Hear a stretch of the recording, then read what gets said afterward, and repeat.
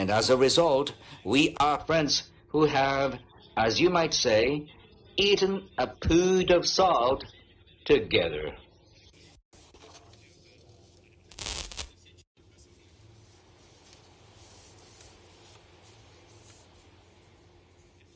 Only then can you see that we have our agendas that are overlapping. On your end are the 12 national projects. These are a number of undertakings that President Putin is making all-out efforts to promote. This is something I and the Japanese government know very well. That's because we have looked into them thoroughly. The reason we looked into them is that we wanted to consider how Japan can cooperate with Russia in what areas in order to yield the greatest effects. This is something President Putin and I say every time the two of us meet, that Japan-Russia relations hold unlimited potential. So my government turned its attention to what kinds of undertakings would be ideal to make that potential bloom and propel Japan-Russia relations into the future.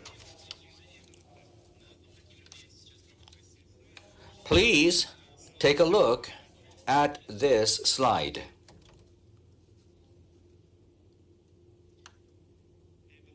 On the left-hand side, you will see the 12 projects that Russia is promoting. On the right-hand side are the 8 points of Japan-Russia cooperation currently underway. Health and population, improving housing, cities, and the environment, small and medium businesses, labor productivity, and supporting employment. Please take a good look at where a red thread connects those items laid out by Russia on the left with the various areas of cooperation promoted by Japan on the right. The 8 points of Japan-Russia cooperation were selected in the hope of becoming one solution for Russia's national issues.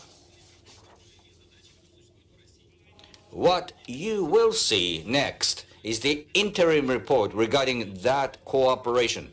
It is a short video, 2 minutes and 40 seconds long.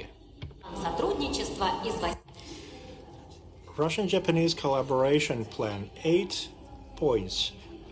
Japanese and Russian doctors have done remote examination of children suffering from cancer.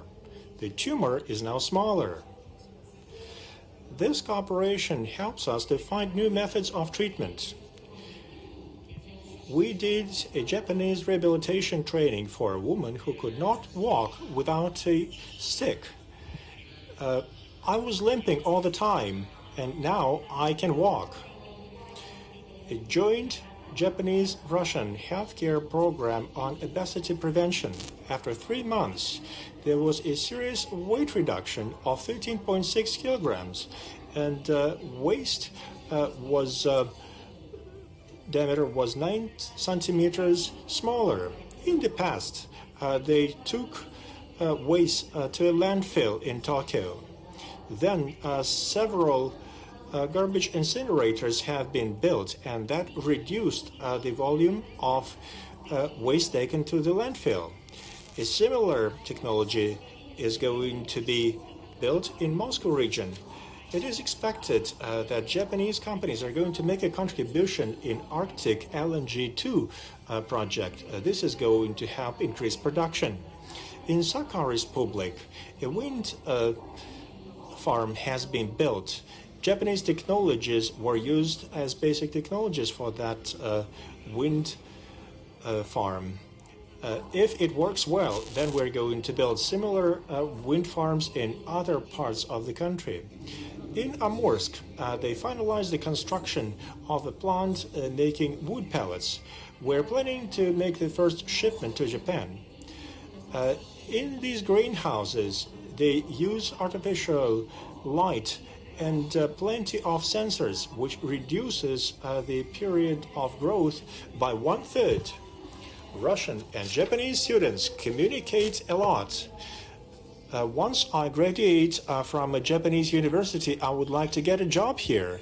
I would like to work internationally. In the future, I will have a job that will involve bringing urban development experts from Japan to Russian cities.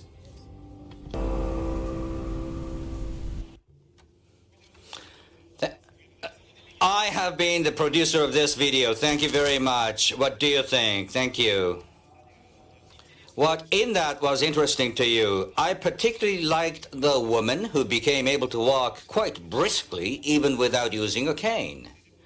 According to a survey done of Japanese people's walking speeds, the 75-year-olds of today walk at the same speed that 65-year-olds did 10 years ago.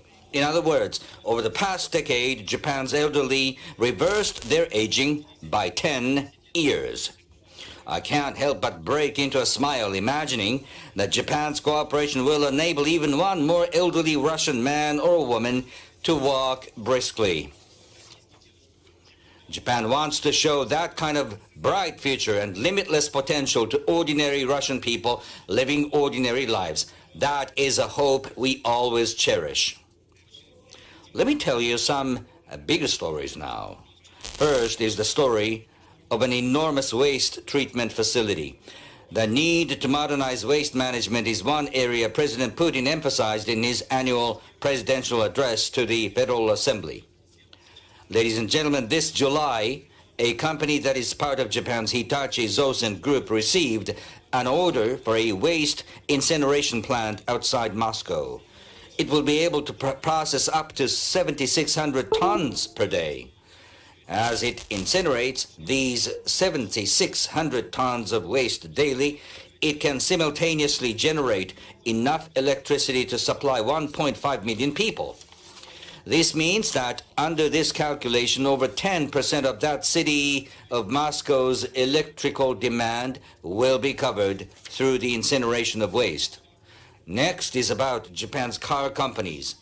Each of them is increasingly interested in Russia. Toyota is using 20 billion rubles until 2028 as additional investments into its St. Petersburg plant.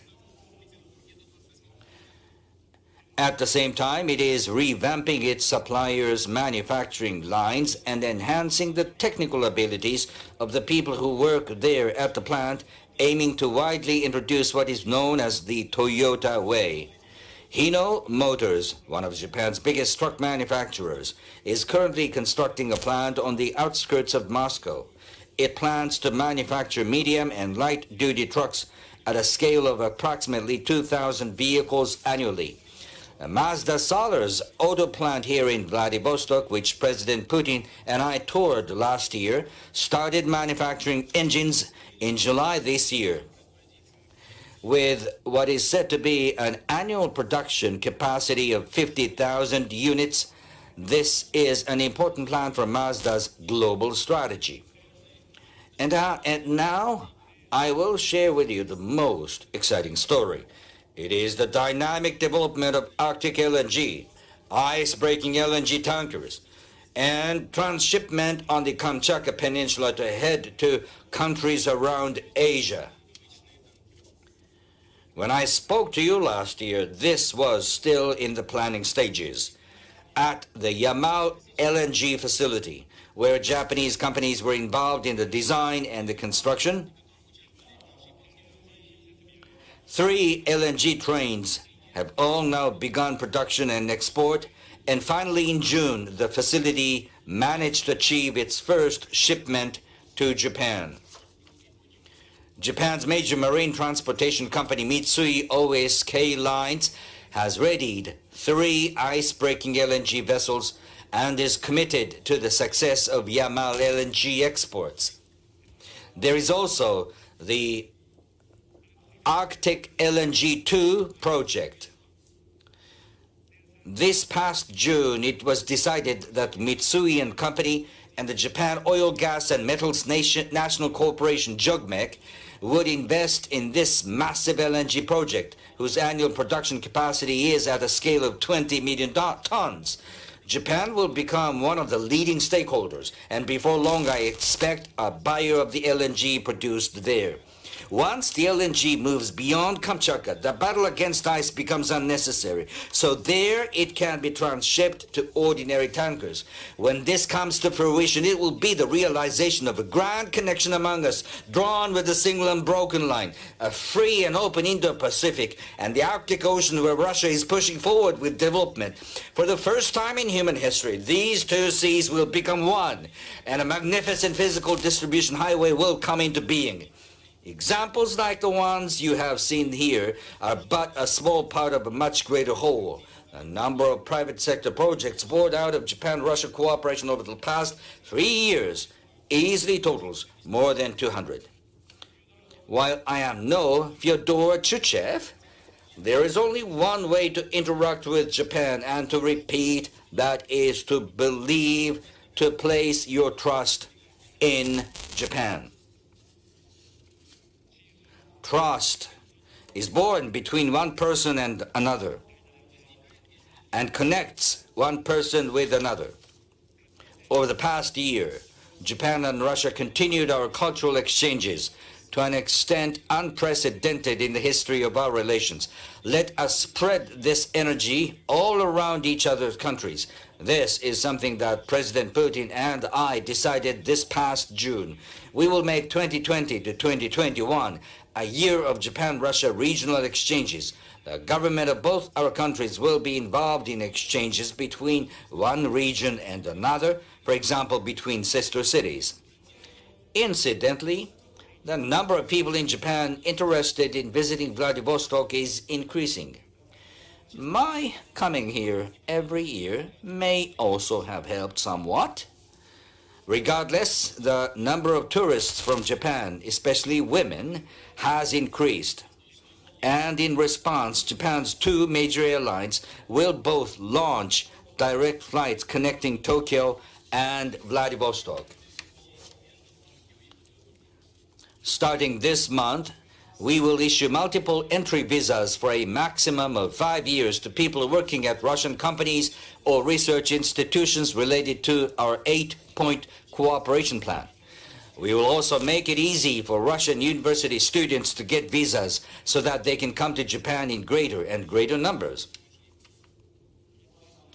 Ladies and gentlemen, in Japan, a new emperor has succeeded to the imperial throne, and the name of the era has changed accordingly.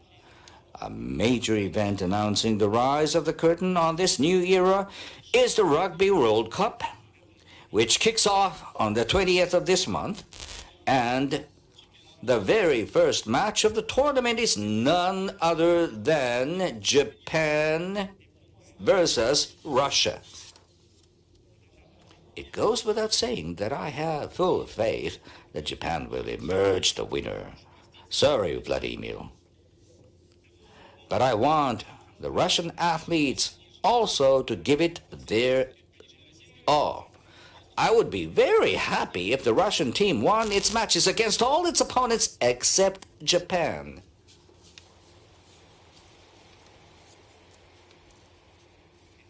Next year, the Olympic and Paralympic Games await us, to be held in Tokyo. The time to entrust the future to Japan is now. That is the appeal I wish to make to all of you. It is now that Japan and Russia will together create the future. Against the backdrop of Japanese and Russians sharing the joy of work, and young people in our two countries sporting carefree smiles, let us each foster in the other, for the first time in history, the power to envision dreams together and the habits of doing so. Vladimir, you and I envisage the same future. So let us go forward, Vladimir, for the sake of Russia's young people, for the sake of the people in Japan taking on responsibility for the future. Next year marks 75 years since the end of the war. It also marks 30 years since the end of the Cold War. We made a firm promise in 1956 to build relations on the principles of peace, friendship, and good neighborly relations, never again going to war with each other or regarding each other as enemies. And now we are accelerating our steps forward with a view to making our mutual development in trade and economy, foreign policy, culture and sports, and every other area head in the same direction. Joint economic activities on the four northern islands and people-to-people exchanges have also advanced to levels never seen before. The new cooperative relationship between Japan and Russia is steadily coming to show that state of affairs thanks to the efforts the two of us have made. And beyond that lies the historic mission of concluding a peace treaty. We can no longer make the people who will live in the future wait. Let the two of us, Vladimir, join our forces to run, dash, and then dash until we reach the goal, shall we not? Let us each bear responsibility towards history. Let us conclude a peace treaty and unleash in our fell swoop the unlimited potential that the people of our two countries hold. Virtually the next instant, the connection between Japan and Russia will change the region. It will begin to change the world significantly. Ladies and gentlemen, and indeed all the Russian people, I ask that you allow new and tremendous potential in which Japan joins your future to flap its wings, the wings of imagination. Let us together forge history. Let us together carve out the future, shall we not? Thank you very much. Спасибо.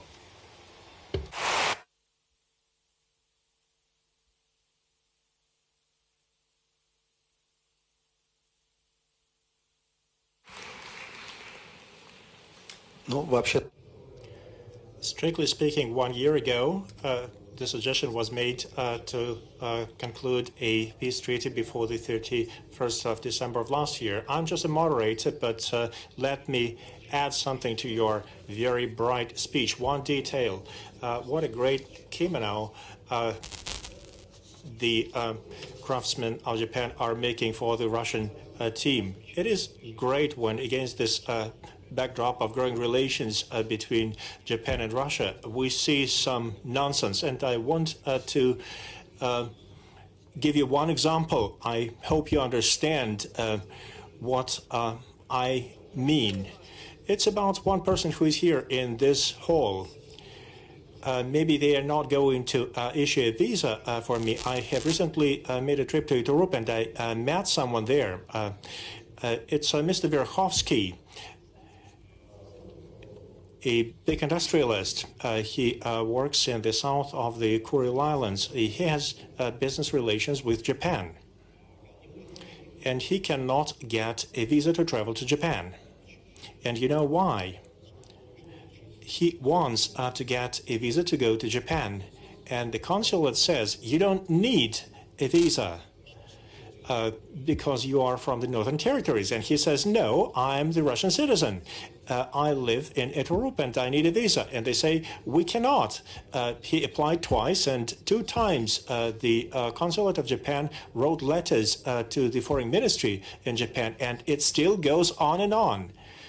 Maybe we should really introduce more simple rules, because these things look like nonsense, but they become an obstacle to great relations that you have just described.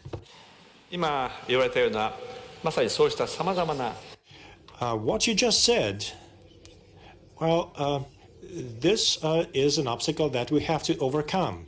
And for that, we have to solve a problem and we have to conclude a peace treaty.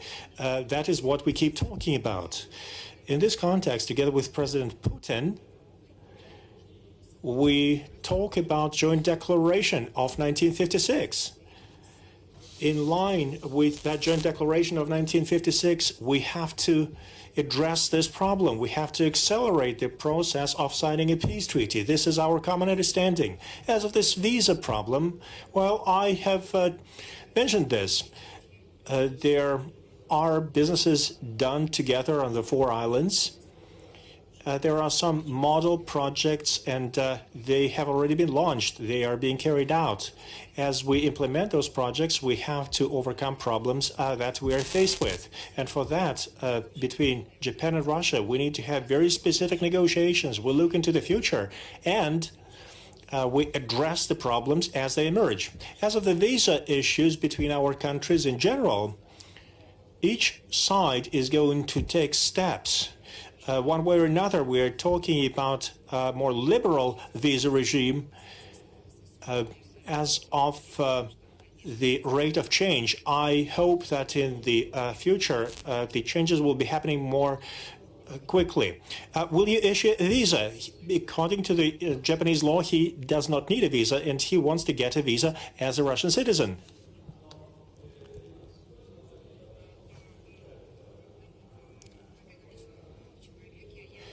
Well, I cannot speak for one specific individual. To solve such problems between Tokyo and Moscow, we have active negotiations going on. While Prime Minister of Malaysia is here waiting to take the floor, but I want to continue along the same lines. Something I saw at Iturup. There are a lot of Japanese graves, and it's very appropriate that we have solved this problem, and Japanese ancestors of the people who are buried there can travel to the islands without having to get a visa to attend to those graves. When I was walking around there, I made a few calculations. It's been 75 years, as Mr. Abe just said. But over these 75 years, Russian people lived there, and now there's a comparable number of Russian graves. I have not done the exact count, but the number is comparable. I was lucky. I had an opportunity to ask you this question about the Russian flag, whether we're going to lower it or not. I don't want to repeat myself. I want to put an asymmetric question to you. I'm trying to think about this. Theoretically, if the islands were to be handed over, would we have to have a special regime for Russian citizens to travel to the islands without having to get a visa to attend to the graves of their parents? There are so many layers in this problem. I have talked to school children from Ridava settlement at Iturup, and I can see it now. Do we really need to touch it? Maybe we can come up with some unusual, untraditional option that will be quite unprecedented in history. When I was in Japan several years ago, I told the story of those territories. At some point in time, Russia legitimately considered those territories to be its own, and then they were handed over to Japan as a token of friendship. This was the decision of the Russian emperor. Then, in 1905, we all know about the Russian-Japanese War. There was a situation in Sakhalin. Then we had World War II. This is complex history with a lot of components and ingredients. There is a humanitarian factor that plays a role. I cannot agree with Shinzo, who says that until those problems are solved, we have to make sure that people who have something to do with these territories should not feel victimized by the political events of previous years. Well, we understand humanitarian needs, and we do what Prime Minister is asking us, but we do that in an exclusive way, and not everybody understands what is so special about this. We do not just give an opportunity to visit those islands to the Japanese citizens, and they don't have to obtain a visa. There is the political component to that. Japan doesn't want to issue visas to its citizens to travel to those islands. We understand the situation, and we just try to do our part of the way. We're surprised that Japan is not issuing visas to all citizens, but for example, there's an exception for the residents of Crimea. We understand the kind words We understand the statement that one has to believe in Japan, and we do believe in Japan, and we have faith. This is good, but there are a lot of questions, a lot of issues associated with signing of a peace treaty. It's not just a matter of bilateral relations. Unfortunately, sadly for us, there are issues associated with defense, issues of security. We have to understand the attitude and the position of third countries and Japan's commitments to third countries, including the United States. There are kind words and there are other considerations. Let me remind to you,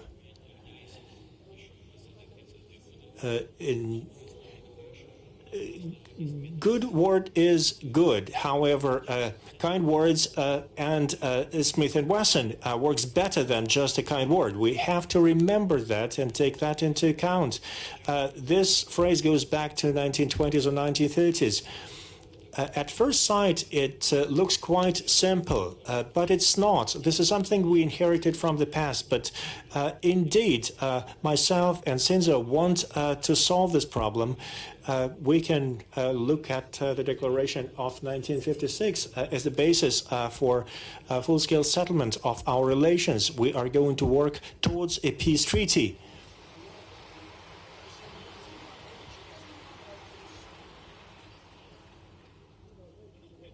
If I may, I would like to add something. What President Putin just said, after President Putin said those words, we met again in Singapore, and we decided that we would use the Declaration of 1956 as a basis for further work. But former residents of the island can visit the graves of their ancestors.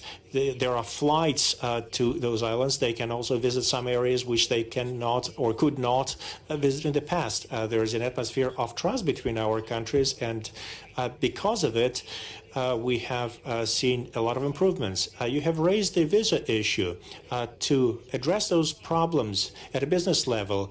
Well, we think hard how we can do that. There are various ideas and considerations. We are walking step by step. I see progress, see things that we did not have in the past. Well, you asked questions. If I were in a different position, I would think that we would have to consider humanitarian needs of people. That goes without saying. Let me introduce the new guest of the Eastern Economic Forum, Prime Minister of Malaysia, Mr. Muhammad. Most of the panelists were going to school. I went to the second grade at the time when Mr. Prime Minister became the Prime Minister for the first time. In the beginning of 80s, he is a politician with the biggest experience. Later, he became Prime Minister again. I have asked Mr. Prime Minister for the permission to say it. He is 94 years old. He's 93 years old and counting.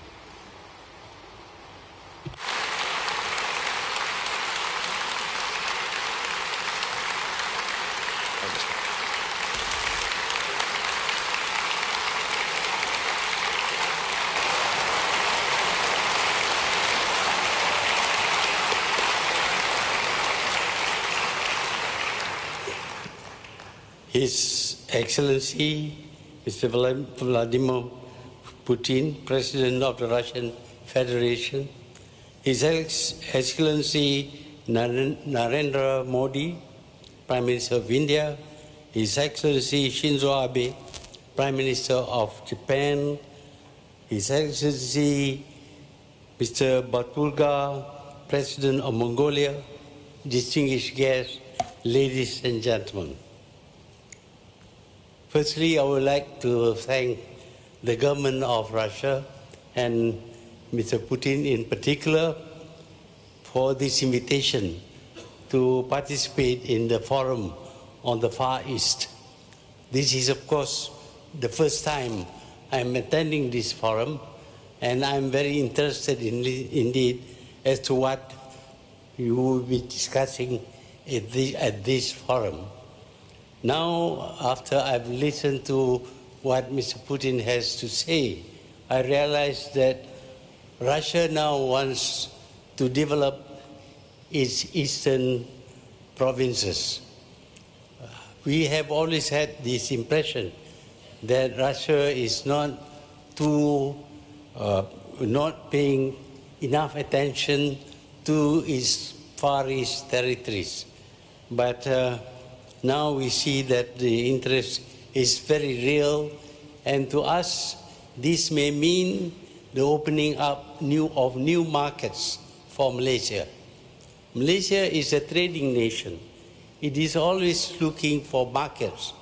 And when any place is developed, then the potential for trade would be much more.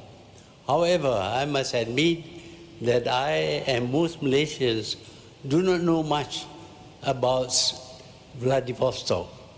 We know that it is in a very cold part of Russia, but practically none of us have visited this place as tourists or have shown any interest in having trade with this part of Russia. But now, obviously, there will be potential in the future as Russia begins to develop this part of Russia. But because we know very little about this part of Russia, it is important that there should be more promotion, more publicity about this part so that Malaysians will get to know about this part of Russia more, and they would want to come to Vladivostok and the regions nearby. We know that tourism is one way of developing a country. Tourism has done very well in Malaysia, where the population is 32 million, but we have 29 million tourists a year. That's not very bad, very big if you compare with places like Venice or Egypt, but it is very substantial for Malaysia, and it has contributed much to Malaysia's development. The key to increase in tourism is publicity. We need to know more about the places that we want to visit. There are so many places in the world that are worth visiting, but if there is a new place, there should be more interest to see new things in new places. And I think Vladivostok might offer the kind of environment and situation that will attract tourists from Malaysia and other tropical countries. Malaysia is in the center of Southeast Asia, and from Malaysia you can communicate throughout the Southeast Asian region, in particular the ASEAN grouping. But in order to be interested in coming here, I believe that one of the most important attraction will be sporting events. Just now, Mr. Abe mentioned about this rugby match between Russia and Japan. Now, if it is to be played in this part, in Vladivostok, then I'm quite sure this will attract many Southeast Asians to come here, because we too are very keen on this game. Besides, it will be like watching two giants playing.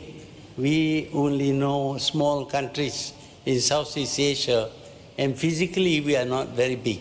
We are very small people.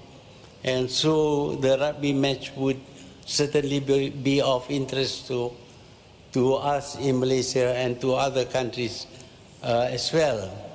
Malaysia became attractive to tourists because of sports. We decided to host the F1 race and also the bicycle tour, the Langkawi, which is related to the Tour de France.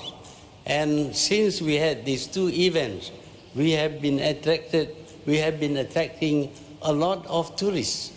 But more important than that is the interest shown by Malaysians in both automotive engineering and the like, as well as in cycling. Today, you see in Malaysia lots of cyclists almost every day, although Malaysia's humid climate is not very conducive towards physical exertion. But it has developed into a very good attraction. The F1, for example, has attracted many tourists from all over the world. And the best thing about both the F1 as well as the Tour de Langkawi is that they are covered by 300 TV stations all over the world. Now, if you ask this TV station to advertise the events, they would charge you a fortune. A 3 minutes show would cost us about 1 million Malaysian ringgit. But for those two races, they would show on the TV screen for 3 days in the case of the F1 race and 10 days for the cycle race. And they show the pictures of all parts of Malaysia, which in fact helps us to advertise our country, to attract tourists and to attract investors without our having to pay for the advertising. Although we do have to pay for bringing these two events to Malaysia. So I would say that this area of Russia would be very attractive to Malaysia if there are such events. Malaysians travel a lot, and the numbers which go to out of the country every year is very substantial, and they are looking for new places to go to. And I'm quite sure that with the development taking place here, more Malaysians will be coming here. But apart from that, of course, it's not just the Malaysians, but other tourists also will be coming here. Now, development is something that is well understood in Malaysia. When we became independent, we were a very poor country with no industries and only extractive businesses like producing rubber, palm oil, and tin. But we wanted to become developed. So we set about attracting investments in particular. That is because Malaysia had no technology, no capital, no management know-how for big companies, and also no knowledge about the world market. So by attracting foreign direct investment, we suddenly became very much an industrialized country. Today, Malaysia can be considered as industrialized, but in addition to that, of course, the population has become,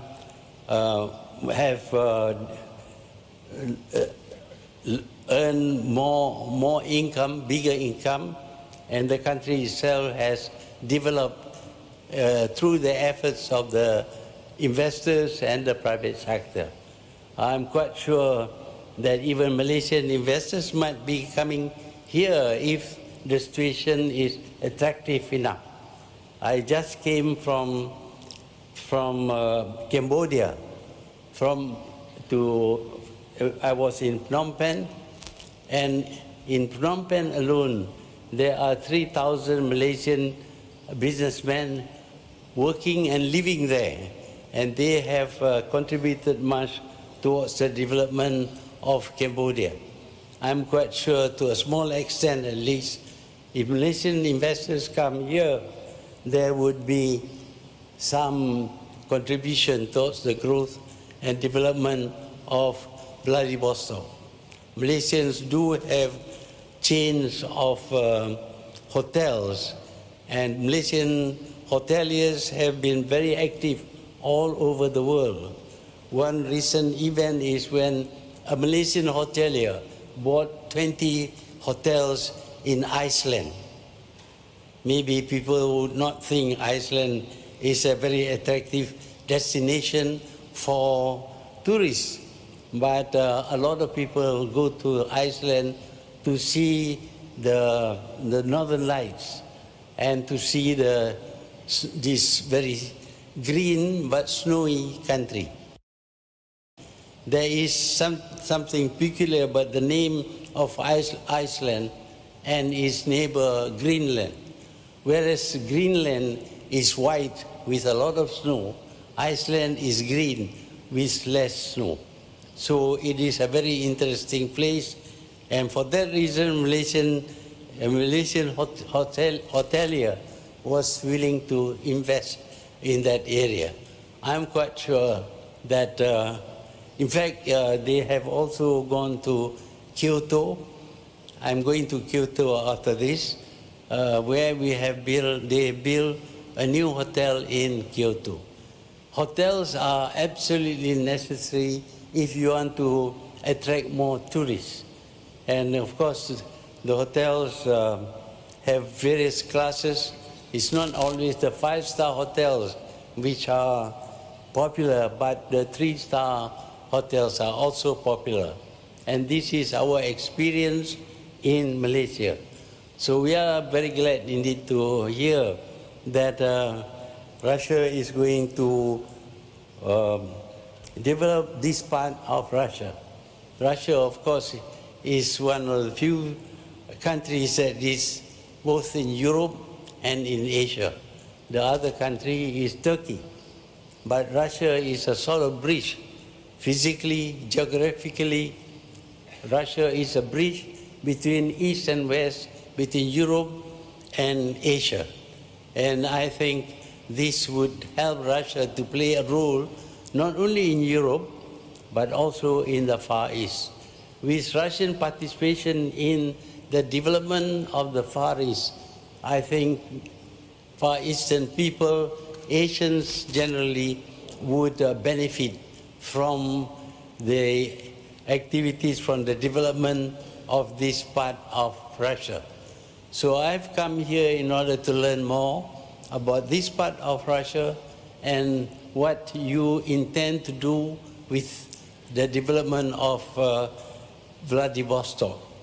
All I know about Vladivostok is that it is a cold place, and when I landed yesterday, I was shocked to find that it is not cold at all.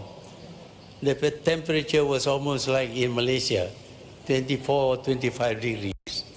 So it is not true that what we believe in Malaysia, that it is always covered by snow.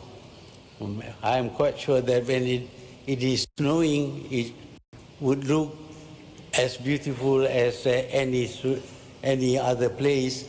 But to know that Russia can be warm and friendly is something that would be a great attraction for Malaysians and Southeast Asian people to come to this area.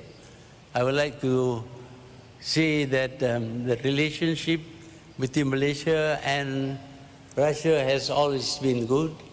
I met Mr. Putin a long time ago. We have met many, many times in different forums, and we have never failed to have bilateral talks whenever we found the time and the occasion.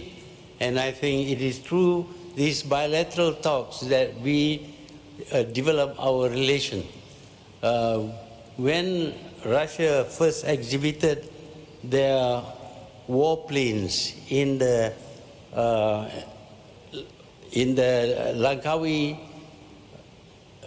International Airtime and Maritime and Air Show, immediately there was interest, more interest in the Russian planes, and there were sales made there. So Malaysia is really a good place to market your products. It will not only be for Malaysia, but it will also attract a lot of other countries in Southeast Asia. Certainly in the field of this equipment, the numbers of sales, I believe, of Russian products have increased. And we are looking forward towards greater cooperation with Russia in the field of education. There is a proposal to set up a university focused on the aerospace engineering, which should be a great contribution towards upgrading Malaysian education. Malaysia is already an education hub. We attract more than 100,000 foreign students to Malaysia, and I believe there are a few students also from Russia studying in Malaysia. We have students from Africa, from Central Asia, and from many other places.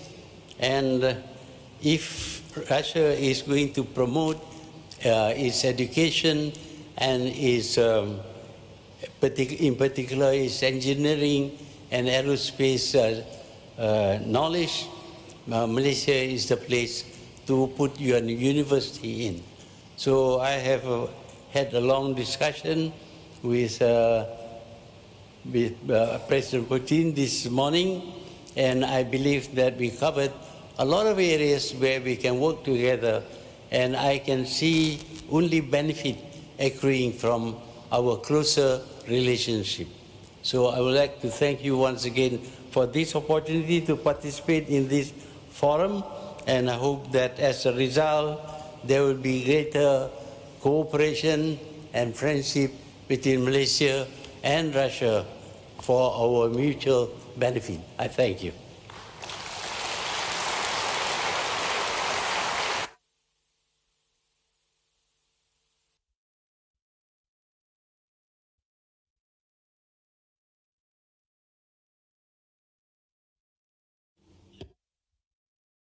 If I may, I'd like to react just a couple of words as a reaction on the presentation by Mr. Prime Minister. Under the careful management of Prime Minister, Malaysia has become a well-developed economy just in a couple of years, a very promising developing country. And just about 12 years ago, time flies, Mr. Prime Minister was leaving his position and was believing that he's about to complete his political career. We've met in Malaysia at the Prime Minister's home, and his dear spouse invited me. It was a very warm welcome, a very warm, friendly meeting. And I visited the home of my dear colleague back then, despite the fact that we both believed back then was over. However, a lot has changed since then. But there is one thing that hasn't changed, and namely that is the attitude of Mr. Prime Minister towards Russia. Mr. Prime Minister was one of the initiators of the fact that Russia became an observer in the Organization of Islamic States. And I believe, as one of the most experienced political leaders in the world, and one of the leaders of Islamic world, that kind of impact certainly goes beyond the borders of Malaysia, and it is indeed for me a great pleasure and joy to see that Mr. Prime Minister has honoured us with his visit and keeps this warm welcome. I believe it all deserves a very warm welcome. Thank you.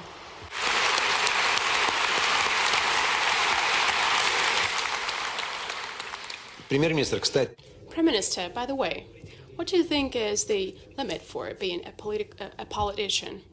What is like the limit of age for being a politician? Well, at the moment, we have raised the age to 95.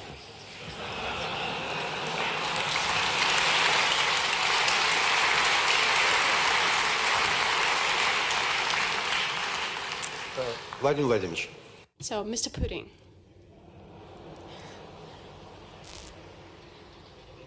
well, I'm not up to that yet. I would like to, after we've listened to the statements by the participants of this session, to underscore that the list of the participants of the Eastern Economic Forum keeps growing. It was my great pleasure to hear Spanish language. We've met with Mr. Ortega, Special Representative of Nicaragua for ties with Russia.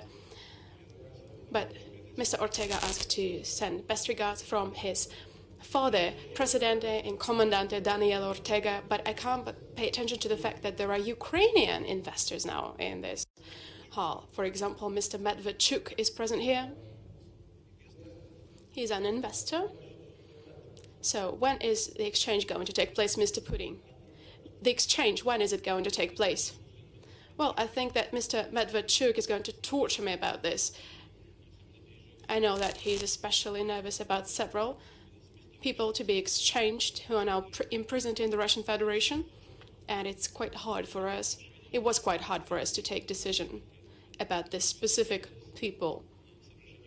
But based on humanity, we are now about to complete the talks that we have, including with the official authorities. So I believe that it will be known in the near future. The prospects of some exchanges with Ukraine or further talks are also a sort of a compass, if I may, in relationship with the countries of G7, for example. What will happen next after the exchange? What is possible after the exchange on the Ukrainian track between Russia and Ukraine? I believe that historically it will happen inevitable. We will normalize our relationship at the end of the day because we're two parts of the same people. And I've said that numerously before. As far as the nearest prospect is concerned, this will largely depend on the current Ukrainian leadership. So are we to expect something until the end of the week, before the end of the week? Well, I've just said that we will finalize our talks on the exchange. It will be rather a large-scale exchange, and it would also already be a good step towards normalization. Mr. Abe, I would like to ask you a question. When I mentioned the G7, for example, you've heard the reports that President Trump was present at the latest G7 summit and that he spoke in favor of the Russian Federation and President Putin. You observed it from inside. So without breaking some obvious rules, since this is a closed club, maybe you can tell us how it was, how it happened.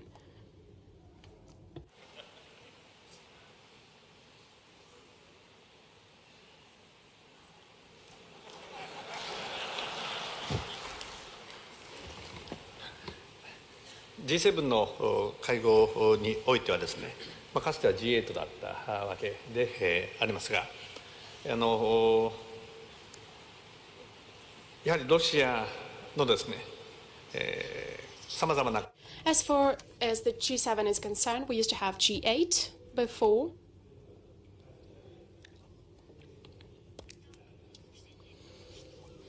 Within G8, we discussed that the creative influence on international community is of great importance. But as President Putin knows quite well since he took part in G8 summits, there are some rules there. I can only quote myself. I cannot quote other leaders. So I cannot say what exactly was said by President Trump, for example. I personally said that to resolve global issues, an important role should be played by Russia's influence, Russian creative influence. Therefore, I raised this issue of the possible return of Russia to this format.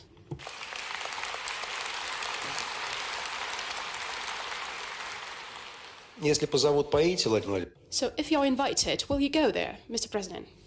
Where? G8. I think the next G8 summit is take place in the United States. However, it will be the heat of the presidential campaign. G8 was to actually take place in Russia, in Sochi. Yes, when we are open to our partners, we'll be happy and glad to welcome them in Russia if they wish to come. We were not the one to postpone this summit. Our partners postponed it. So if you want to restore G8, please come and do it.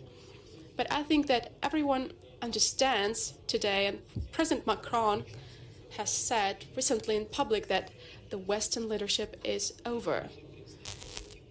I cannot imagine an efficient international organization that works without India and without China. Any formats are always beneficial. This is always a positive exchange of views, even when there are some debates and disputes. I believe that was the case in G7 this time, but it's still useful, therefore we do not abandon any format of cooperation. So, Mr. Modi, if such invitation is heard to extend G7 to include Russia, India and China up to G10, will you go to such G10 summit?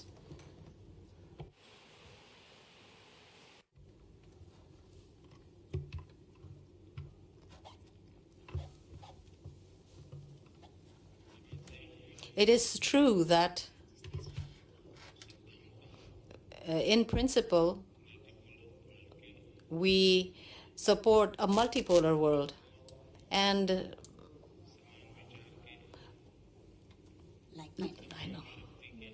and countries that are like-minded is likely represented. And I understand, these people get together in different forums and they talk about various global issues. And so each of the forums has its own importance. This time, I had the opportunity to be part of the G7 summit as an observer, and whatever role we need to play as an observer is what we did. However, this question, if this question was placed in front of me from the G7 forum, that would you like to be part of this, then I think it would be appropriate to answer, because here my yes or no as an answer to your question, I don't think really it has any meaning.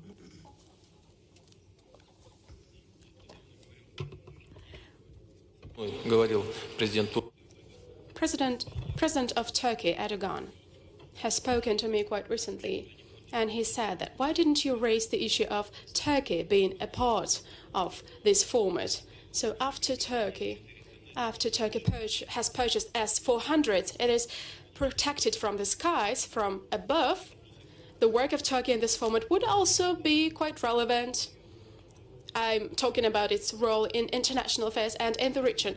Well, actually, as far as I understand, from the latest two remarks made by Prime Minister of India and President of Russia, G20 is the format which actually resolves all the tasks that we have in front of us. Yes, as of today, this is maybe the most representative international organization that deals with harmonization of positions on economy. Don't be surprised by my next question, but I hope it will be quite a curious approach. My question is to President of Mongolia. There is one suspicious coincidence. A call by President Trump to President Putin took place on the day you were in Washington. Did you do something about it? Did you actually make President Trump make this call? Could you tell us about it? Big countries have certain misunderstanding between them. And during my visit to the United States, I said that we live on the same planet. Siberia is a part of this planet, is a part of this global world. The Siberian forests are burning down. I've told him, why don't you call the president to express your condolences over this? We live on the same planet. Siberia is the lungs of our country. So these lungs are burning. Why don't you call the Russian president and express your condolences? It's just suspicious, Remember where I used to work. Everybody knows where I used to work, so I'm aware of everything that's going on. Vladimir Vladimirovich, Mr. Putin, well, you've talked to President Trump recently. The idea of G8 has been mentioned. So what are we to begin with? There is a lot of issues that have accumulated over the recent years. I've had a look at statistics. By the last year, 40 citizens of the Russian Federation were arrested upon request of the United States in the third countries. So January 2019, the citizen Makarenko, I don't know what he's accused of, but the very fact of it, I'm going to mention it. Mr. Korshunov was arrested in Naples.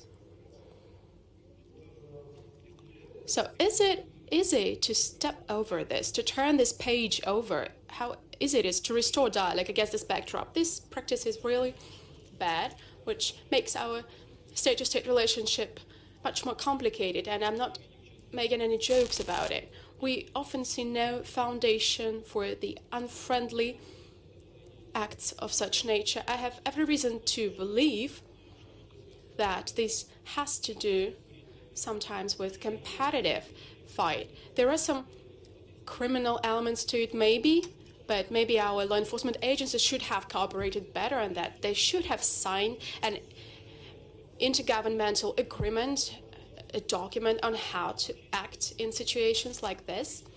Such documents actually exist. The one of 1999, we had an agreement in 1999.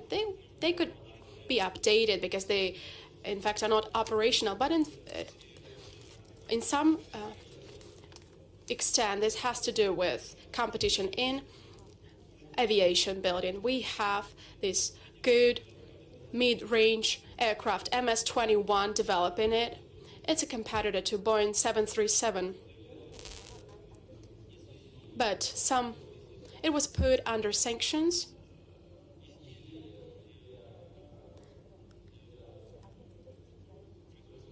A part of this aircraft, which is used for producing the wing, was placed under the sanctions list. That has nothing to do with defense, nothing. But we'll do it on our own. But cooperation would be actually important. And we were ready to purchase such U.S. materials, just the same as the U.S. is purchasing titanium from us in large quantities and producing Boeings from our titanium. But we'll do it anyway. It will take us some time, maybe a year or two, maybe a year and a half. It's already flying. This aircraft is already flying, and we will have these materials. And maybe it's a good thing that we will have our own materials. We will not have to depend on anyone. Now, as for the person you've mentioned that is involved in engine construction, working for the Engine Construction Corporation, some accusations have been made of him stealing some secrets. We've heard such accusations against the People's Republic of China, for example. I don't know what's actually going on there. But here we know for sure that this corporation, the United Engine Building Corporation, produced a new Russian engine. It took it a lot of time to produce this engine. This is our first high-tech product of such nature for the last 28 years. And our Engine Building Corporation was producing it. This is a specific enterprise with very good competences, with good staff, with the R&D base of world class. We signed a contract with an Italian company for consultation. That's absolutely natural world practice. This is an open commercial work with our European partners. Now, the US friends are trying to assure us of the fact that some Americans were employed by this company, that they stole something. Well, if they stole something, then this should be somehow dealt with. But we do not anything that they stole. Everything that we make is made by our specialists. Well, consultation, some joint efforts on state-of-the-art high-tech products this is something natural, some public work that is going on. So in this particular case, I believe that what we see are the attempts of malafide competition, and this does not improve our relationship in any way. Те из нас, кто хотел.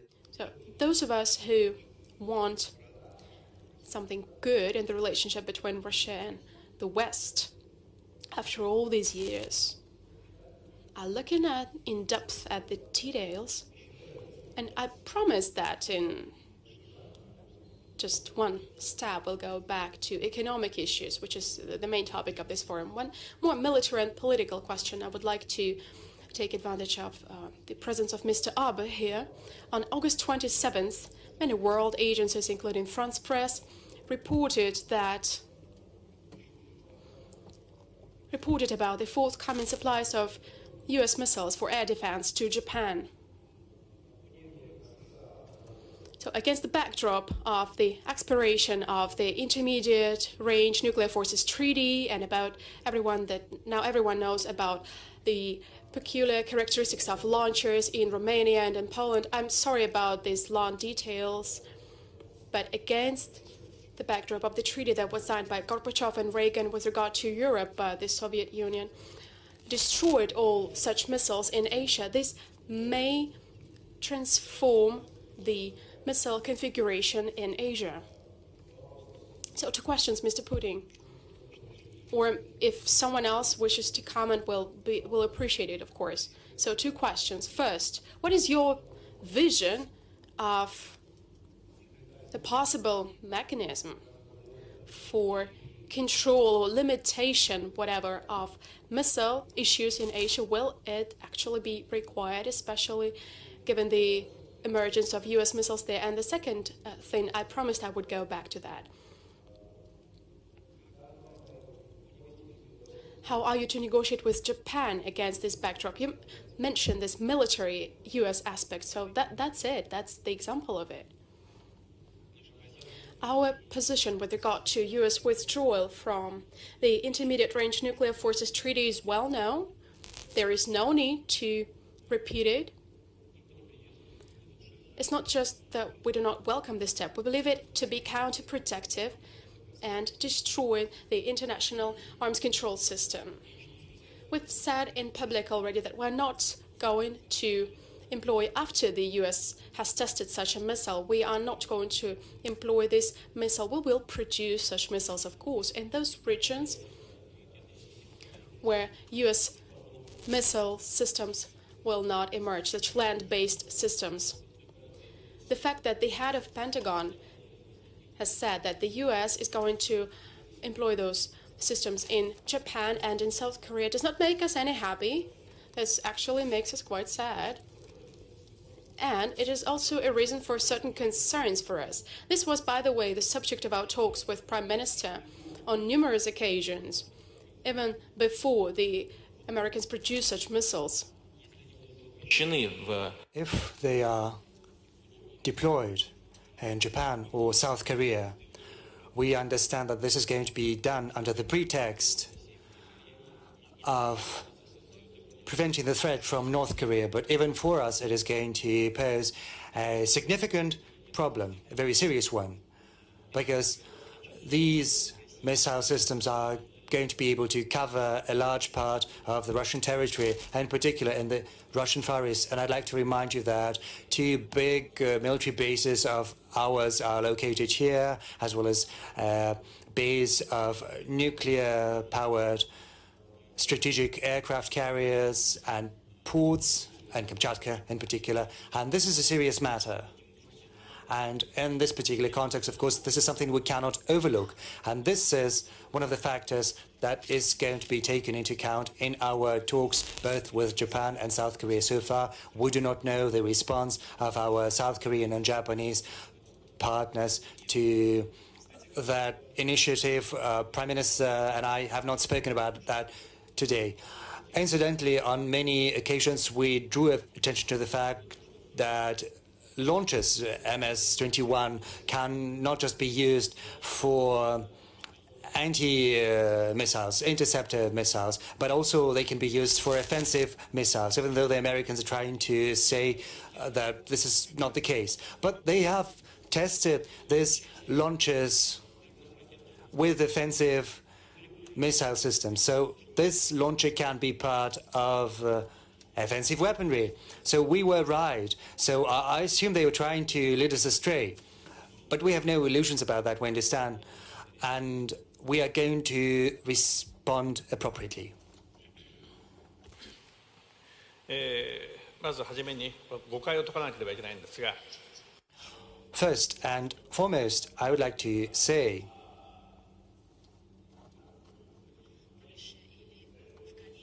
that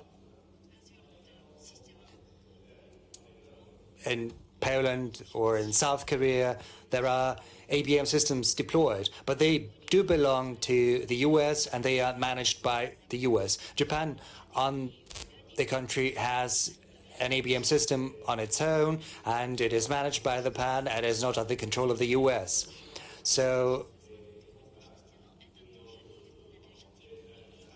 yes, this initiative also stipulates that such systems are going to be under control of Japan. So this is absolutely different from the missiles that are deployed, for instance, in Poland. Now, as far as Japan's defensive system is concerned, North Korea has several hundreds ballistic missiles at its disposal. So in order to protect ourselves, we decided to implement an ABM system of our own.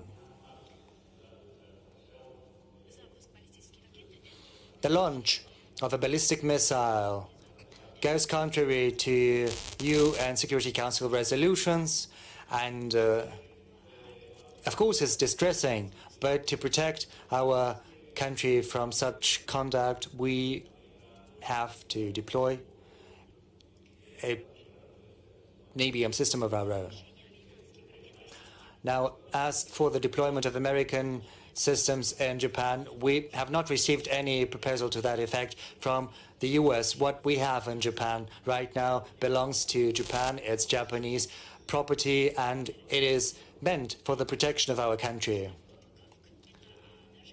So even technically, for instance, to launch a Tomahawk missile from such systems we have is impossible. Well, the head of the Pentagon has announced that the US is engaged in talks with Japan as well as with South Korea, and that it intends to continue these talks with a view to deploying their land-based intermediate-range missile systems. But let me reiterate, Shinji and I didn't have talks to that effect, so this issue is going to be discussed at the foreign ministries level in future. Thank you. Let me get back to the issue of security. We cannot overlook it. But now let's get back for a while to economic matters. There was a wonderful session at the Valdai International Club, and there was a World Bank representative speaking during that session, and I liked a lot how he formulated his thought, just as between India and Russia, as well as between China and Russia, there is the so-called undertrade. That's what he called it. The current capacities would allow these countries trading to trade more. And there is, I think, a goal of reaching 30 billion in trade between India and Russia. So, Prime Minister Modi, what do you think can be done to achieve a steady development for economic and trade relations between Russia and India?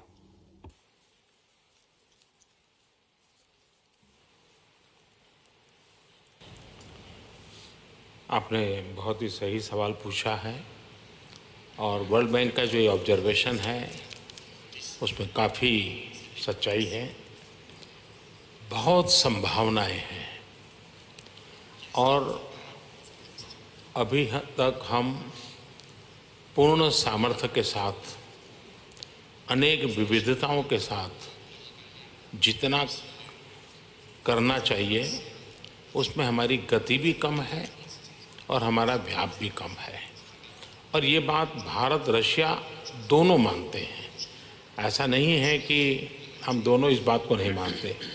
आपको मालूम होगा कि एक समय ऐसा था कि जिसमें रशिया और भारत का संबंध ज़्यादातर बायर और सेलर का था और वो भी शस्त्रास्त्रों की खरीदी करने वाला भारत एक खरीदार था। आज ऐसी स्थिति नहीं है। चाहे डायमंड हो, चाहे ऑयल हो, चाहे एनर्जी सेक्टर हो, रशिया का भारत में भी इन्वेस्टमेंट हो रहा है, भारत का भी रशिया में इन्वेस्टमेंट हो रहा है, टूरिज्म हमारा बढ़ रहा है, हमारे पॉलिटिकल एंगेजमेंट भी बहुत बड़े हैं और रशिया भारत का बहुत पुराना विश्वस्त मित्र रहा है। और अब बायर सेलर की भूमिका से निकल कर के हम दोनों देश मिलकर के हर क्षेत्र में आर्थिक संबंधों को बनाने की दिशा में आगे बढ़ रहे हैं। इसमें भी सिर्फ मैं आकर के यहाँ लेक्चर दे करके नहीं जा रहा हूँ। मेरे आने से पहले मेरे देश के 4 बड़े राज्य के मुख्यमंत्री आए, 150 से ज़्यादा व्यापार और उद्योग जगत के लोग आए। इसके पहले मैं जब सेंट पीटर्सबर्ग आया था तो यहाँ के सारे गवर्नर्स वहाँ आए थे, मैंने उनके साथ संवाद किया था। तो एक प्रकार से हमने जहाँ जहाँ पोटेंशियल है उसको आइडेंटिफाई कर रहे हैं। वैल्यू एडिशन के लिए हम एक दूसरे को कैसे पूरक हो सकते हैं, इस पर योजना कर रहे हैं। और मुझे पक्का भरोसा है कि हमने कहीं पर भी संतोष नहीं मानना चाहिए। अगर मान लीजिए वर्ल्ड बैंक का रिपोर्ट ये भी कह दे कि बहुत अच्छा हमारा ट्रेड है, तो भी मैं संतुष्ट होना नहीं चाहूँगा, मैं उससे भी आगे बढ़ना चाहूँगा।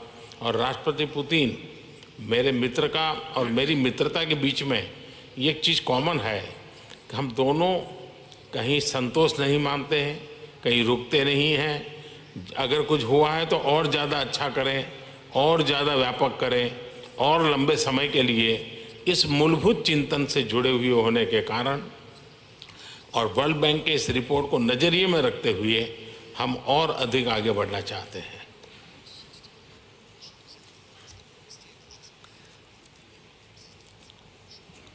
Еще в таком случае вопрос по поводу того, куда стремиться больше. Case, another question about what else can be done. Well, of course, I read before this meeting, and I understand that you've got a topic you like very much, that is youth. And right now, India has this superpower image in ITCs and software, and youth and computer technologies are inextricably linked in many minds. So within this economic exchanges, what can be done? What about youth and economic? How do they intertwine together? How are they supposed to work together? Analysis. Bharat दुनिया का आज सबसे युवा देश है।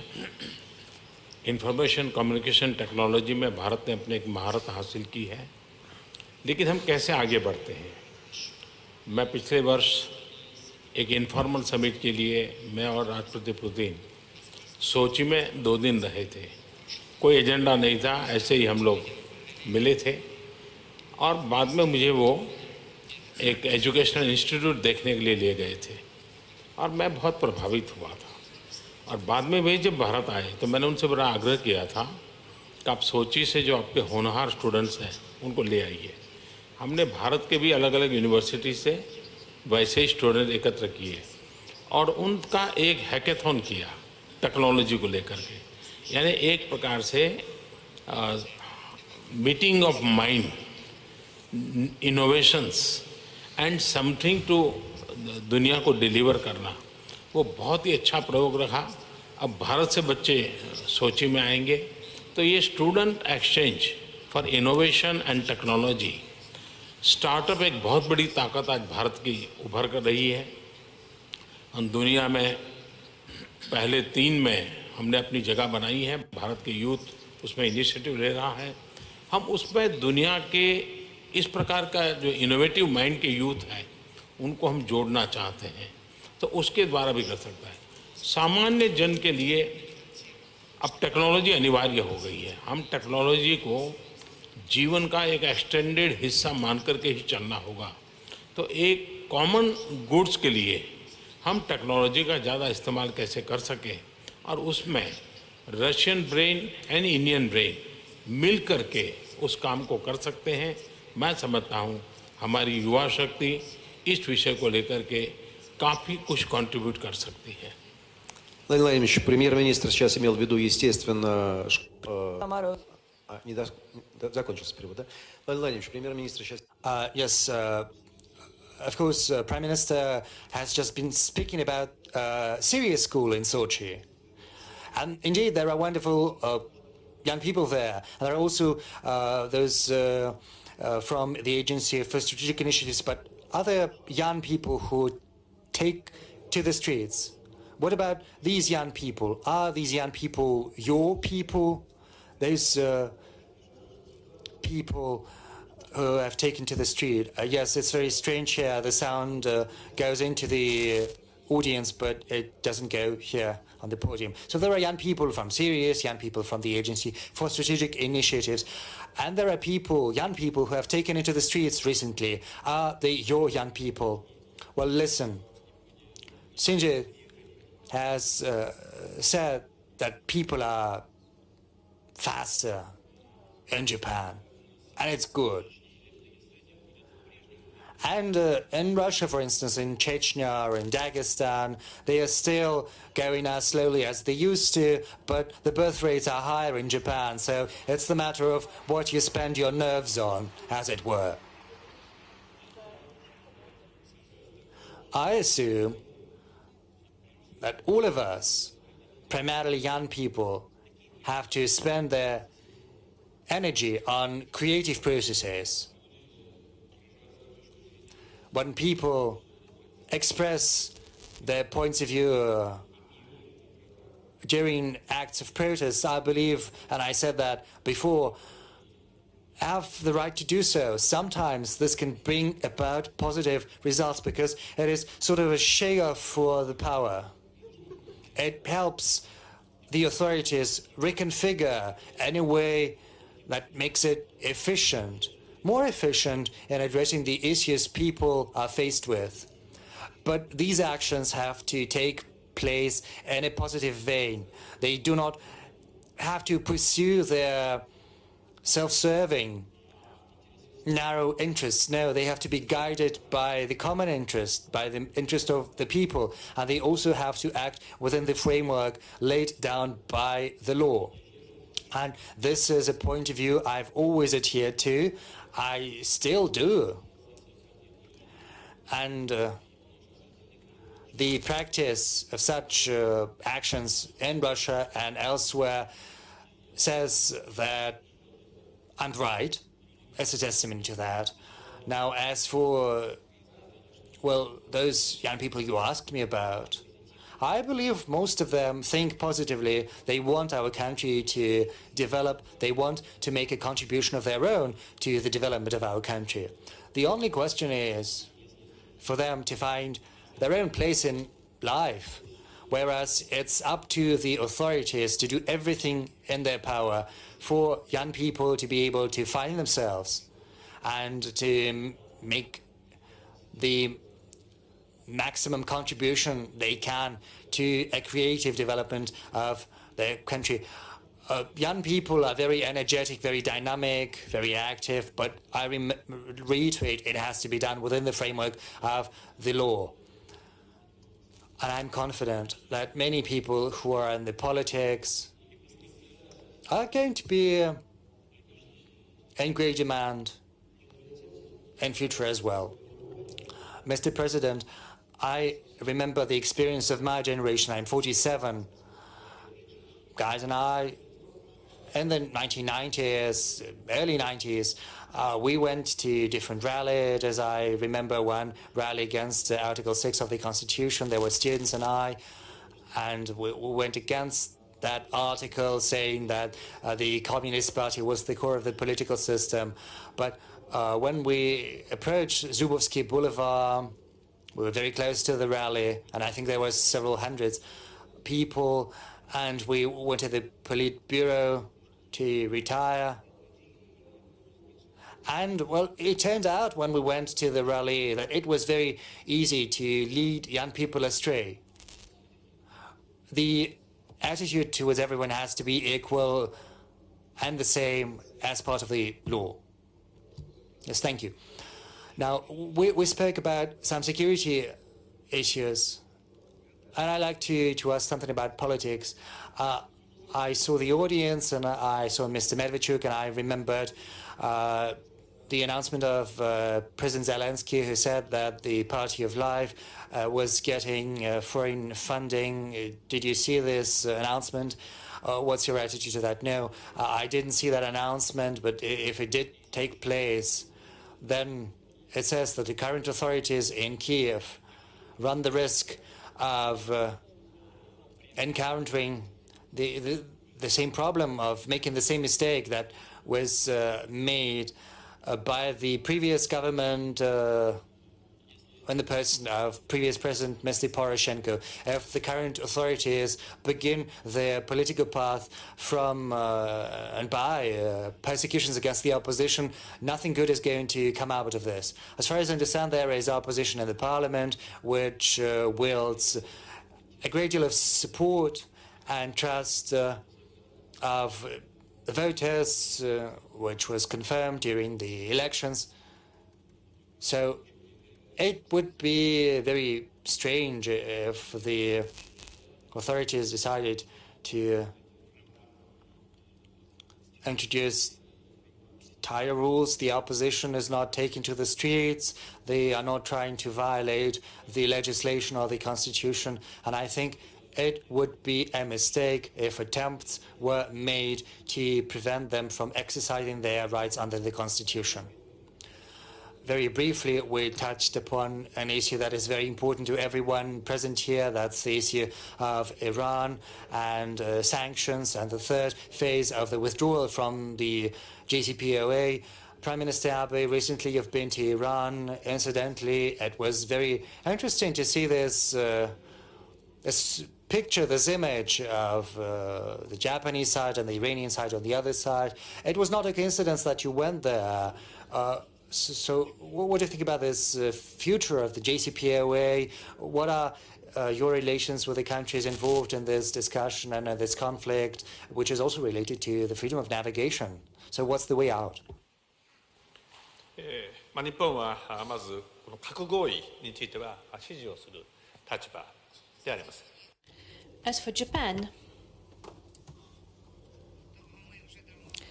then we have long talked to the US that we have our very own opinion. And concerning Iran and the nuclear deal issue, I wish that it would be resolved through negotiations. Japan has historically friendly relationships with Iran, and I've always considered that we need to use, in the best possible way, those friendly ties. That is why I visited Iran and I talked to the president, and Mr. Khomeini, and he said very clearly that Iran is not going to produce or use nuclear weapons. He said that very clearly. The supreme leader said it. As for the president of Iran, he said the following: we will strive to establish a dialogue and resolve all the problems through dialogue. And Japan provides support. As for our resources, we really use a lot of resources from the Middle East, and the energy resources coming from there are very important for our country. So security of tankers coming from there is very important for us. We need to ensure security there, and France is doing a lot, and Japan is doing a lot to ensure security. We will use our friendly ties, our historically friendly ties, in future, and we have talked about it with President Putin as well.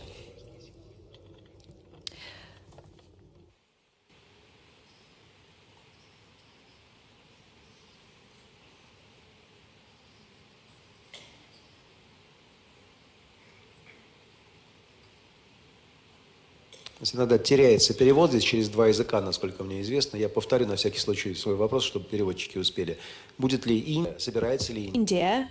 Is India going to send its naval forces to the Strait of Hormuz from the Gulf to the Indian Ocean, where the Persian oil is going through?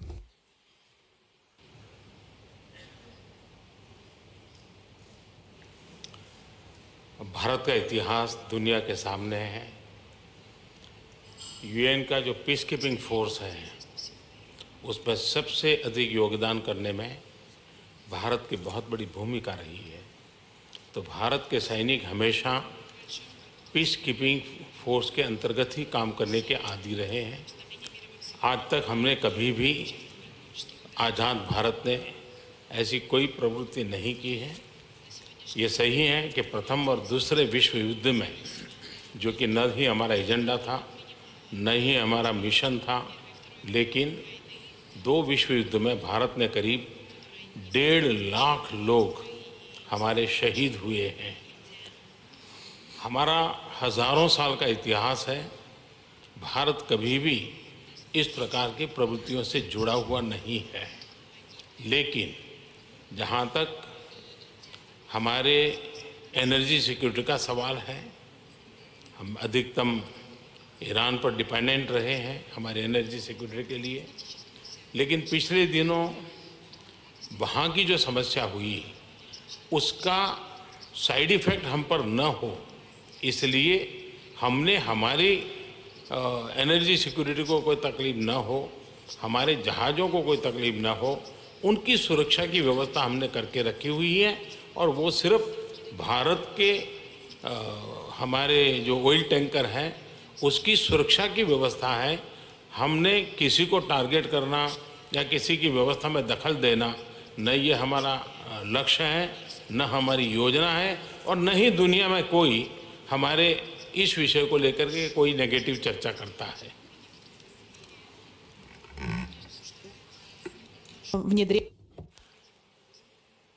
Владимир Владимирович, что с российским военным? So, Mr. Putin, what about Russia's military presence? Because in Soviet time it used to be the case. Considering the development of our navy and our military forces, this is not a problem for us, but it's not about that. We need to make all actions efficient and for them to bring about peaceful resolution and greater security and safety in the region and the Strait of Hormuz. Several years ago, Russia presented an initiative to create an international mechanism with the participation of all the interested countries in the region and all those wanting for those routes to function properly, involving Russia, the US, and Asian countries. In future, we could even create a special international organization to resolve any issues arising there. We are discussing that with my colleagues, including with our Chinese partners and with our partners from other countries. We'll see what it will lead to, but Russia is interested for the situation to become less tense, and all actions should lead to a calmer situation and to resolve the issues around the Iran nuclear program based on the previously adopted international documents, which were confirmed by the relevant resolutions of the Security Council of the UN. In this case, the last question regarding security, there's an interesting change in the world. Considering the UK, US, there are 3 countries in NATO, but there's also Russia, India, and Pakistan in another organization, but a lot depends on various agreements when it comes to strategic stability. In your address to the Federal Assembly 2 years ago, you talked about new types of weapons, the supersonic weapons, hypersonic weapons. Could they become a part of a greater deal with the Americans?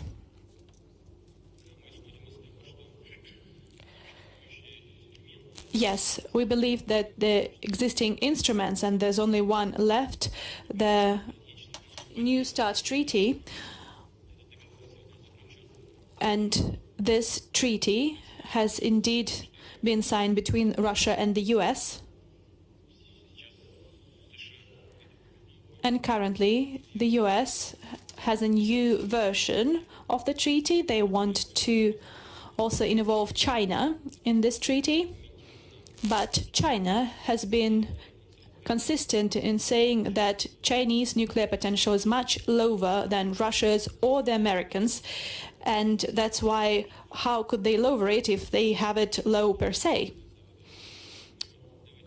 This is what the situation looks like today. But you should not forget that the US did not even join the Treaty on the Comprehensive Ban of Nuclear Tests, CTBT. And now we also have the danger of placing weapons in outer space. And those are all very serious challenges that the humanity might face. And now, over our heads in space, there would be some type of weapons present, even nuclear weapons.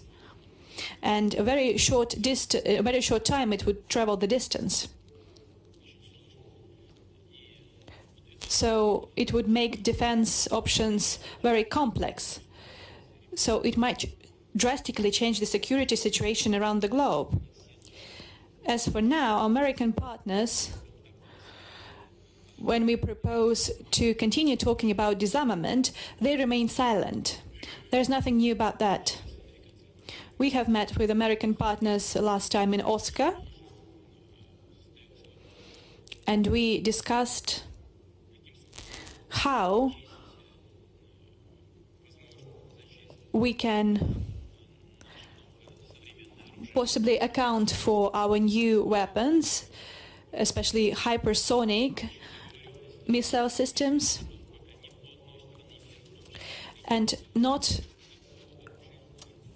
no country in the world has weapons like that, even the US. So I said maybe you could sell such weapons to America, and then we could even the balance. But they say that maybe they might produce such weapons themselves, maybe, but then why would they spend the money if we have already spent the money and we can gain something from them? It would not be a breach of our security, but would help to create a balance. We can also talk what could be accounted for when we talk about various types of weapons and launch vehicles. Russia is ready to talk about that, but so far we have not received a coherent response from the US. Our session has been going for a long time, so maybe we should talk about the last major topic, and it is a common topic for us, as the president of Mongolia asked to call you regarding the forest fires. He talked to the American president. However, you might think of nature and the problem of the climate change. There are different versions, but we are not talking about that. But we see some unprecedented changes around the world. It's not about satellite connectivity and us knowing faster about, say, the forest fires in Brasilia than elsewhere. We can just observe that there are great changes. I like to collect mushrooms, and until last year I collected mushrooms in October. So maybe you actually set the forests on fire. No. So I only collect mushrooms in Moscow, in the Moscow region. This is a very complex topic, so I would like to apply it to the participants of the session. Russia likes it that the Arctic Ocean gives more time for marine traffic that doesn't have ice coverage, but at the same time we know that on the shore the fact that we see snows melting and permafrost melting, and I have witnessed that rivers are not covered in ice, and that's why there's a problem with deers and they cannot cross the rivers, etc., etc. This is a common topic because Russian Arctic oil and gas will pass through a new route, which was named by the Prime Ministers of India and Japan. And the problem with the Siberian forest fires reaches Mongolia. So we have a climate agreement, so maybe we should implement that, but I guess we should do more. Let's start with the president of Mongolia, who first addressed the topic, what could we do together, seriously do together, in order to combat this problem? As I've already said, we live on the same planet. Those are all our mistakes. Those are all our problems. And today, waste has become a truly global problem. Just like air pollution, environmental pollution, there are companies with a certain status, and they should make a contribution into environmental protection. Perhaps they could dedicate 1% of their overall income in order to combat environmental damage. And we have a major company which contributed 1% of their revenue to the environmental foundation. So perhaps we could create a global environmental foundation and to call upon the companies to dedicate a certain percentage of their revenue to this foundation. Perhaps within the G20 or within the G7, we do not have another planet to spare, so we need to be responsible when we talk about our future. Вы поставили задачу, если мне не изменяет память, сейчас 2030. And India, you have the task to make India the first country to use electric mobiles by 2030. But then you have to make them using coal, oil, gas. How could you combine that?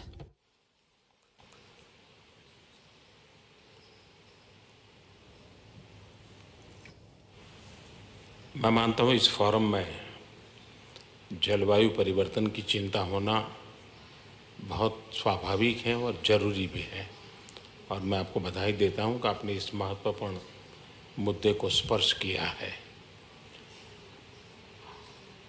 आज हमें जो कुछ भी नसीब हुआ है वो कभी न कभी हमारे पूर्वजों ने बचा के रखा था, उसके कारण हमें नसीब हुआ है। इंसान के नाते विश्व के किसी भी कोने में क्यों न रहते हो, हमने भी हमारी भावी पीढ़ी के लिए कुछ बचा के रखना होगा, उनके लिए विरासत में देकर के जाना होगा, ताकि वे भी सुख चैन की ज़िंदगी जी सकें। महात्मा गांधी ट्रस्टीशिप के सिद्धांत की चर्चा करते थे और वो हमेशा कहते थे, और उसी स्पिरिट से हमने भी सोचना चाहिए कि हम एक पृथ्वी के ट्रस्टी हैं। हमें हमारी उपयोगिता से अधिक किसी भी से छीनने का अधिकार नहीं है। अगर ये सिद्धांतों का पालन हम समाज व्यवस्था में ला सकते हैं, तब जाकर के इस समस्या का समाधान होगा। हम सोचते होंगे कि टेक्नोलॉजी से समस्या का समाधान होगा, सामूहिक मिलकर के रिजोल्यूशन करने से होगा। ये सबसे बड़ा हर इंडिविजुअल नागरिक के बिहेवियरल चेंज से जुड़ा हुआ विषय है, और उसमें एक सेंसिटिविटी होनी चाहिए कि उस दिशा में जाएं। हमने उस टेक्नोलॉजी को विकसित करना होगा, जैसे भारत ने COP21 में 175 गीगावाट रिन्यूएबल एनर्जी का लक्ष्य टारगेट किया, ताकि हम क्लाइमेट चेंज, ग्लोबल वार्मिंग की समस्या में कुछ पॉजिटिव कंट्रीब्यूशन करें, ताकि भविष्य में दुनिया को तकलीफ ना हो।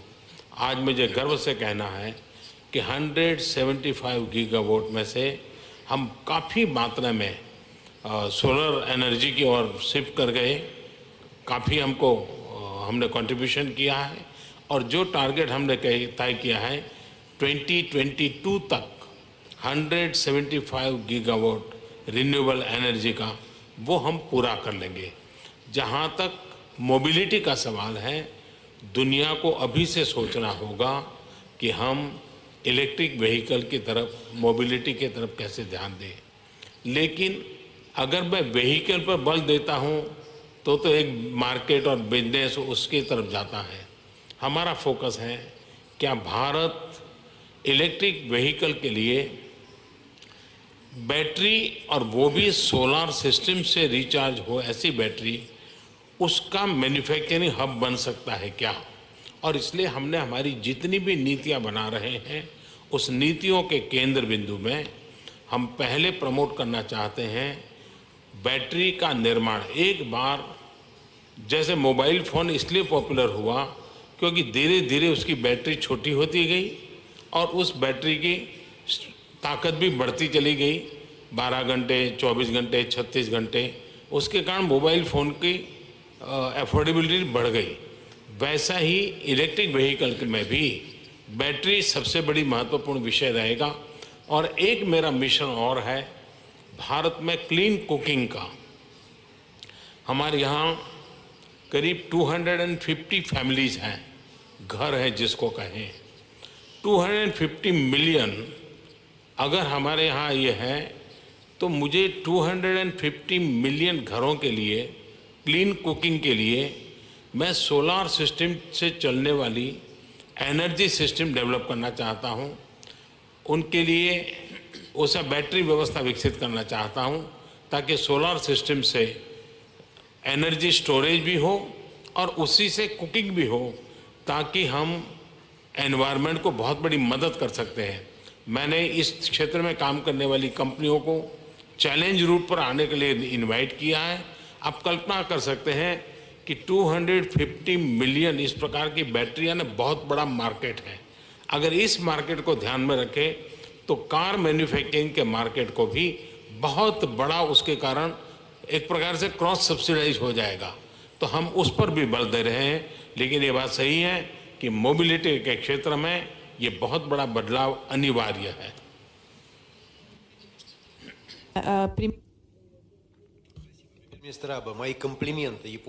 Prime Minister Abe, thank you for the compliments, because you're still burning coal, but there is no smoke. Have you seen coal stations in Japan? You should probably disseminate it around the world. The same question goes to you.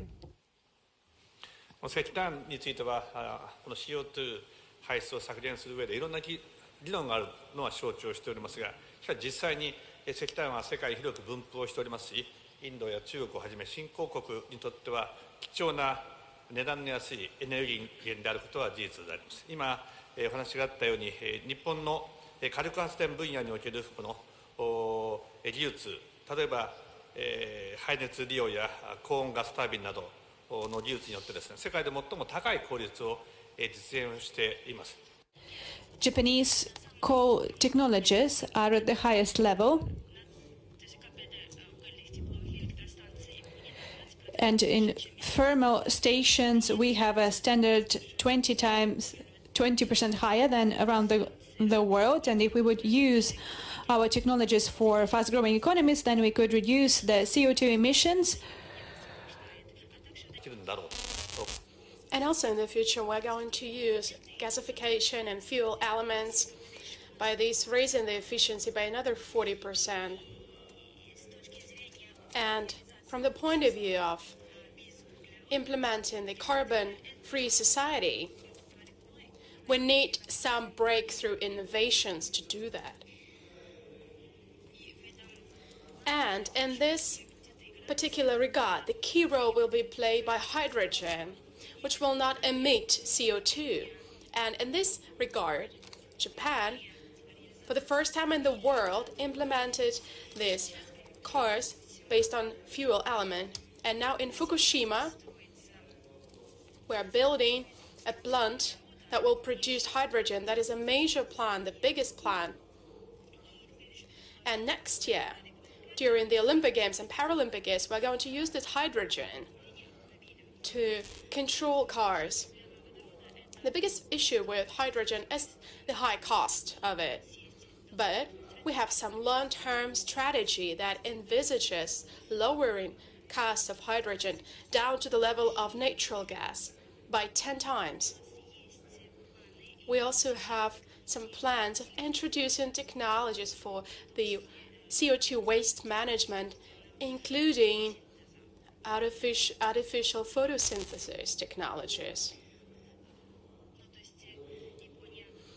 Therefore, Japan will be one of leaders in terms of innovation using the current technologies and state-of-the-art technologies. So it's a good thing that you've raised this issue. We've heard many times today some things that you were consonant about. What is the much promising history in Asia? So environmental protection. Yes, environmental protection is closely interlinked with energy. That is something that we've been talking about. Global warming also impacts Russia, among other countries. I mentioned it at G20 summit. Here in Russia, according to our data, according to international experts, the warming is moving at 2.5 times quicker than on the planet in general, and this poses a certain threat to us. First and foremost, in the north, where you were right to mention that the settlements are built on permafrost, and an issue occurs of what we are to do about that. But we support all the international efforts in this area. As you know, we've supported the Paris Agreement. We assumed rather considerable obligations to reduce emissions by about 70% from the base 1990 level, from the baseline level. By the way, the EU countries assumed a more modest obligation from the same, compared to the same baseline year. They assumed to reduce emissions by 60%. And by the way, we were talking about electric cars. Just now, the international organizations have recorded for the first time in history a drastic downfall in the sales of electric cars. There are certain reasons for that. But not only global warming is responsible for all the environmental issues that we have. There's also an issue of gas motor fuel. A lot of cars are used in big cities. They use this fuel. They use all sorts of fuel, including carbons, in the public utility system. This is all part of the program. The program that we have prepared to improve the environmental situation in the country on the whole. This is just a part of the problem. At the same time, I would like to emphasize that globally, the structure of Russian energy is one of the greenest in the world. More than 1/3 of our energy accounts for hydro energy and nuclear energy. And more than 50% goes for gas, which, as it is well known, is one of the most environmental kinds of fuel among all hydrocarbons. And we're a country rich in hydrocarbons. This is our competitive advantage, and we should never forget that we should make the best and efficient use of this competitive advantage. Well, we should not keep aside from the main trend. We have to think about what will happen tomorrow. We should also consider alternative energy sources, hydrogen energy, for example. Over the recent years, we've introduced about 800 megawatts of capacities based on renewable energy sources. We are working on that. By 2024, we plan to introduce 4.2 or 4.7 gigawatts of these capacities, renewable energy capacities. Just now, together with our Finnish partners, we have put into operation a wind park. We also work on solar energy. We believe this is a very good trend, and we will do our best to make sure our environmental plans are implemented. Thank you very much. Thank you very much. Before thanking the participants of the session, I would like to thank the people of Vladivostok. First of all, this city has provided a lot of volunteers for this forum. We would like to thank them in particular. And Vladivostok has not only turned into a platform for this forum and the place where, please, dear delegates, spend as much money as you can here for the tax revenues for this city. But Vladivostok is also becoming a gate to Russia, to the Far East. So let's thank Vladivostok and its people in particular. Let's applaud them. And a special thanks goes to Prime Minister Abe, Prime Minister Modi, President Batulga, President Putin for participating in this plenary session of the Eastern Economic Forum. See you again soon. Thank you.